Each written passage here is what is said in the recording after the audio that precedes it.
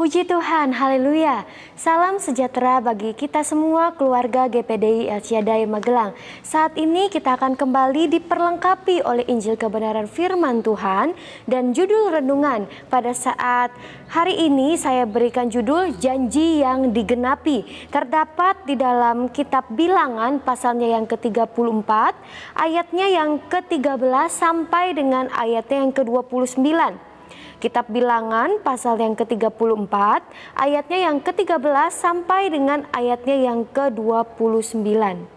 Bapak Ibu Saudara yang diberkati oleh Tuhan, seperti judul firman Tuhan hari ini, janji yang digenapi. Tentunya tidak bisa dipungkiri bahwa manusia seringkali membuat janji dan tidak ditepati. Berbeda dengan Tuhan. Di dalam Bilangan 23 ayat yang ke-19 dikatakan bahwa Tuhan itu selalu menepati setiap janji-janjinya. Dan di dalam Kejadian pasal yang ke-12 ayat yang ke-7, kalau Bapak Ibu bisa baca di dalam Alkitab masing-masing, di situ ada suatu janji Tuhan untuk memberikan tanah perjanjian kepada Israel yang disampaikan kepada Abraham.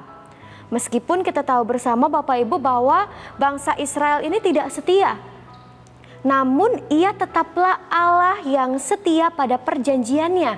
Dan pada saat yang tepat ia akan menggenapi setiap janji-janjinya. Di dalam kitab Bilangan pasal yang ke-34, ini merupakan pemenuhan janji Tuhan kepada Israel. Kalau Bapak Ibu baca dari keseluruhan pasal yang ke-34, pemenuhan janji Tuhan kepada Israel ini dinyatakan bahwa batas-batas perjanjian disampaikan oleh Tuhan sendiri kepada Musa.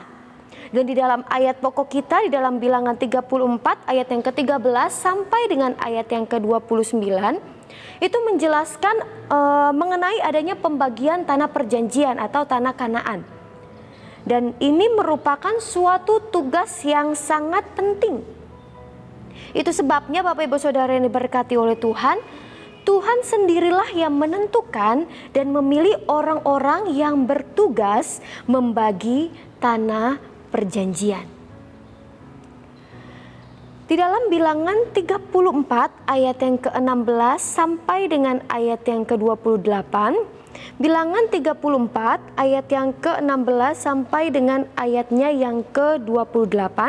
Kalau Bapak Ibu bisa baca di dalam Alkitab masing-masing, di situ ada nama-nama yang disebutkan dan ada beberapa nama yang mengingatkan Israel tentang siapa Allah mereka dan bagaimana pengalaman kehidupan bangsa Israel bersama dengan Tuhan.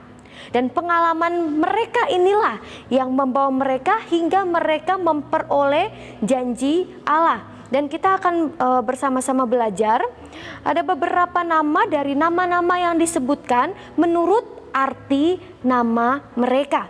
Yang pertama kita melihat di dalam ayat yang ke-21, Bilangan 34 ayatnya yang ke-21, dari suku Benyamin, Elidad bin Kislon. Yang pertama ada Elidad. Arti nama Elidad ialah yang Allah kasihi. Bapak Ibu Saudara yang diberkati oleh Tuhan, kita tahu bersama bahwa Israel ialah umat pilihan Allah.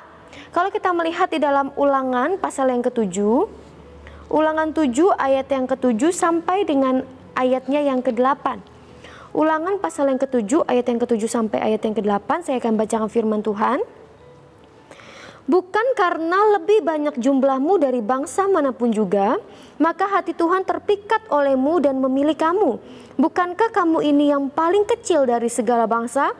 Tetapi karena Tuhan mengasihi kamu dan memegang sumpahnya yang telah diikrarkannya kepada nenek moyangmu, maka Tuhan telah membawa kamu keluar dengan tangan yang kuat dan menebus engkau dari rumah perbudakan, dari tangan Firaun, Raja Mesir. Kita melihat di dalam ayat yang kita baca ini di dalam Ulangan 7 ayat yang ke-7 sampai dengan ayat yang ke-8 dikatakan bahwa bukan Israel yang memilih Tuhan, tetapi Allah sendiri, Tuhan sendiri yang memilih dan mengasihi Israel. Begitu juga di dalam setiap kehidupan kita Bapak Ibu Saudara, sebagai Israel rohani. Di dalam 1 Petrus 2 ayat yang ke-9 1 Petrus 2 ayat yang ke-9, kita bisa buka sama-sama. Dikatakan, tetapi kamulah bangsa yang terpilih, imamat yang rajani, bangsa yang kudus, umat kepunyaan Allah sendiri, supaya kamu memberitakan perbuatan-perbuatan yang besar dari Dia, yang telah memanggil kamu keluar dari kegelapan kepada terangnya yang ajaib. Dikatakan bahwa saya dan saudara Tuhan pilih dan Tuhan mengasihi setiap kehidupan kita sebagai Israel rohani, sebagai umat-umatnya. Itulah sebabnya kita patut bersyukur. Lalu selain Elidat, nama yang kedua di dalam ayat yang ke-23, kita kembali kepada Bilangan pasal yang ke-34 ayat yang ke-23. Dari anak-anak Yusuf, yakni dari suku Bani Manasye, seorang pemimpin Haniel bin Evod. Yang kedua adalah Haniel.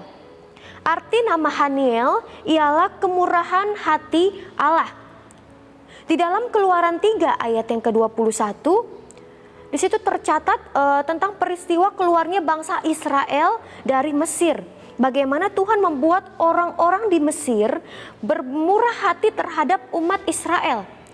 Sehingga umat Israel ini pergi tidak dengan tangan yang hampa. Mengapa Tuhan bisa buat seperti itu?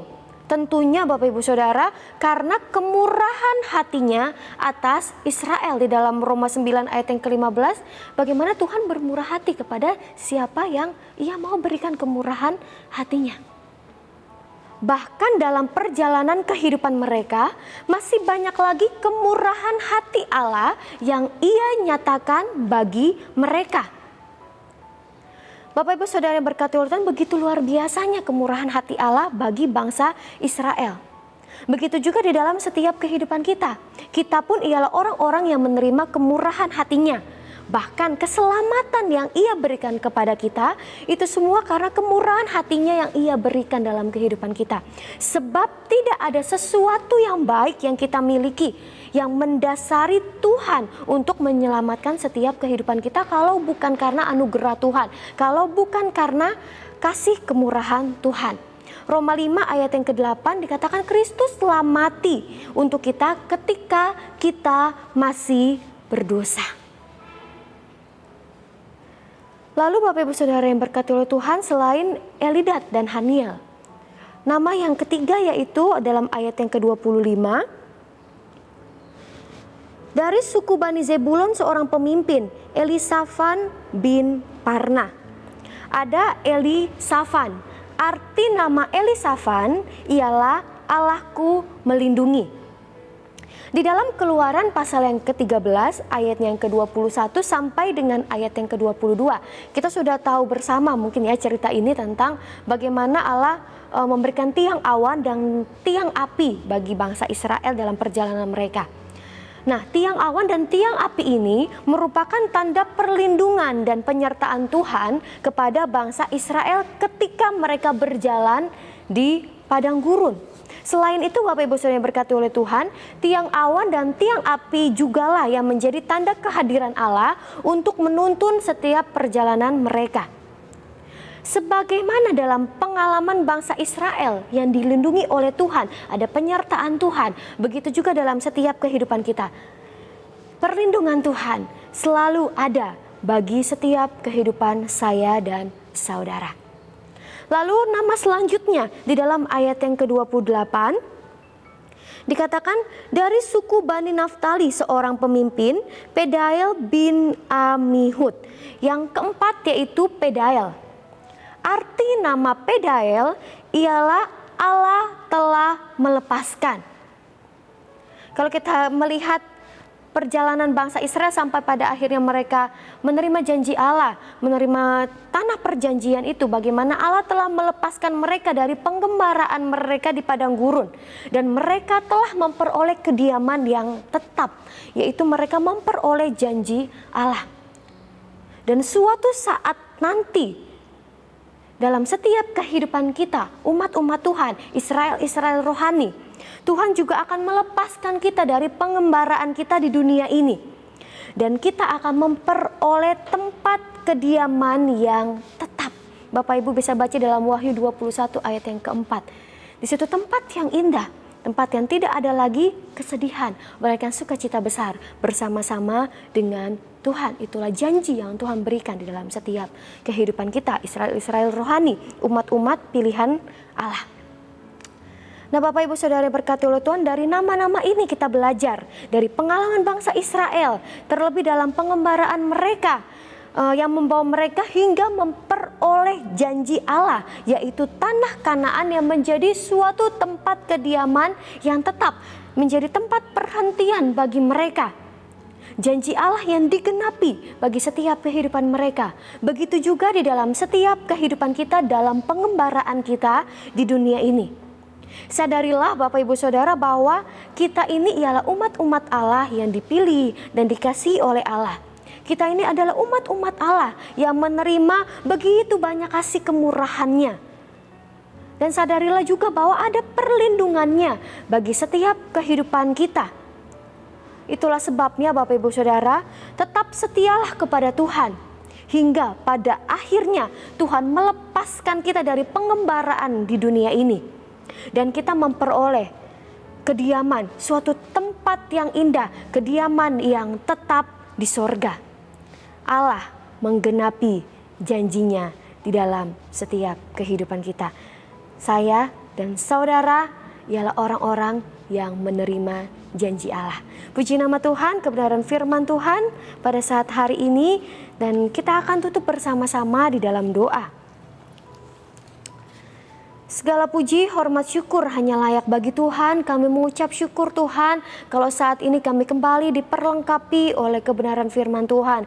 Kami percaya firman-Mu ini yang menjadi kekuatan dalam kehidupan kami. Firman-Mu ini yang menuntun setiap kehidupan kami. Dan biarlah kami mau menjadi pelaku-pelaku kebenaran firman-Mu. Terima kasih Tuhan atas setiap janji-janji Tuhan yang luar biasa dalam kehidupan kami. Kami percaya bahwa Engkau Allah yang sanggup menepati setiap janji-janji-Mu dalam kehidupan kami. Dan kami mau percaya dan terima dengan iman setiap janji-janji-Mu di dalam kehidupan kami. Terima kasih Tuhan Yesus yang baik, kami sungguh sangat mengucap syukur. Kiranya keluarga GPDI El Shaddai Magelang memuji-Mu Tuhan yang telah memberi nasihat kepada mereka. Ya, pada waktu malam hati nurani mereka mengajari mereka. Kiranya keluarga GPDI El Shaddai Magelang senantiasa memandang kepada Tuhan, karena Engkau berdiri di sebelah kanan mereka. Mereka tidak akan goyah. Hamba-Mu berdoa bagi setiap sidang jemaat Tuhan, keluarga GPDI El Shaddai Magelang yang mendengarkan setiap renungan kebenaran firman Tuhan. Engkau Allah yang memberkati setiap kehidupan mereka. Kami sungguh sangat mengucap syukur dan terima berkat kebenaran firman-Mu hanya di dalam nama Tuhan Yesus Kristus, Tuhan dan Juru Selamat kami yang hidup. Haleluya. Amin.